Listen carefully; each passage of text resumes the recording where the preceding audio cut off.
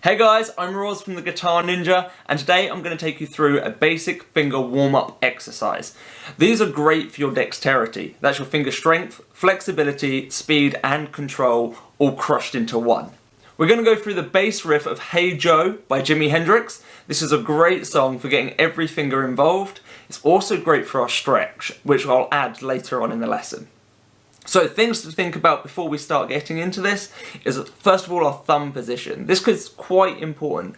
Our thumb wants to be in the back of the neck, halfway up, pointing upwards. The reason being that will help with our stretch later on, I'll show you then. We don't want our thumb coming along the neck, we don't want it tucked over the top, and we definitely don't want it tucked along the bottom or in front of the neck at all. Ugh, never. Ugh. So, that's our first point, our thumb. Next one, we're going to try and get as many fingers involved as possible. We want to get the whole hand moving. And then the last bit, our plectrum, we're going to work on alternate picking. This is just picking down and up on the string, so it's not always down. That will help with our picking speed later on when we get into more advanced things.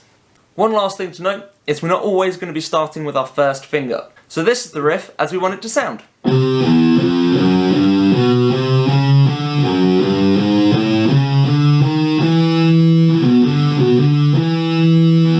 So this is a bass riff, which means there wouldn't normally be any distortion. I'm just putting that in for that little bit of added effect. You don't need to worry about adding it, and this is still just as good a workout on an acoustic or classical guitar. Like I said, one of the things we're going to be thinking about is which fingers we're using, and we're going to actually start with our third finger, if you didn't notice.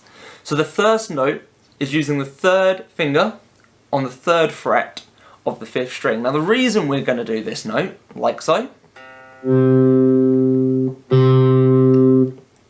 is that our hand is then in the right position for the next four notes. So the next four notes are all on the sixth string, or the low E string.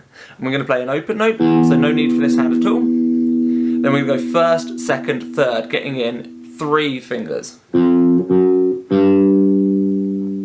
So the first five notes together are like so.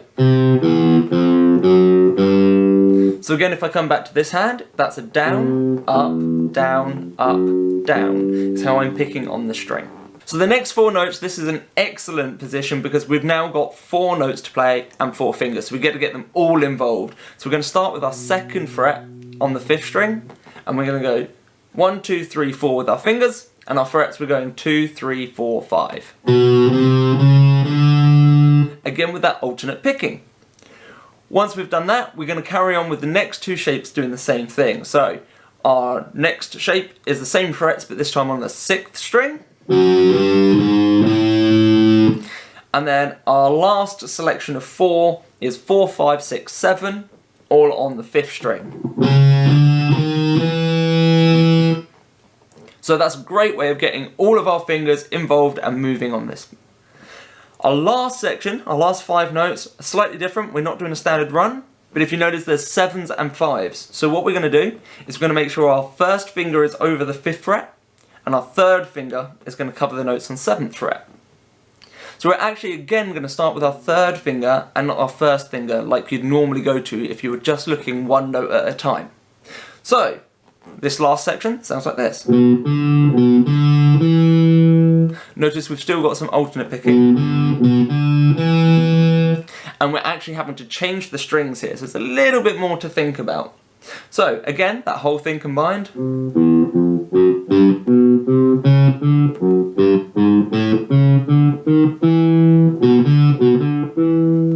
Now for those that finally get comfortable with this and want the next benefit out of this warm-up, what you're going to do is we're going to keep in each of those runs where we're not moving our hand, we're just playing with different fingers, we're going to keep our previous fingers down on the fretboard.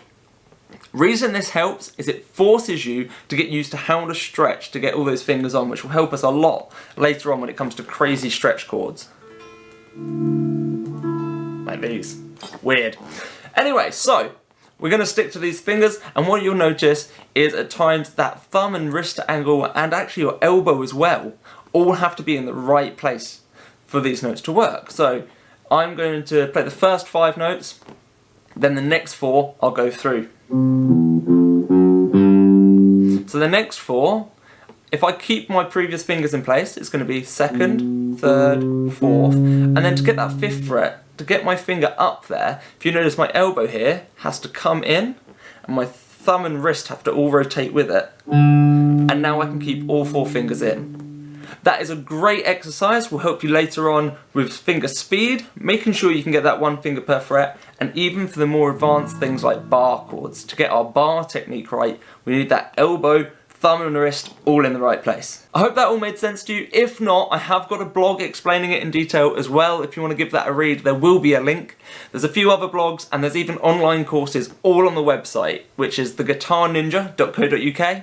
Again, all the links to everything will be in the description. I am giving these lessons away for free, so please support me by just doing that thumbs up, sharing, subscribing, depending on what platform you're watching this on. Really appreciate it. Hope that helped. Thank you very much. Catch you soon.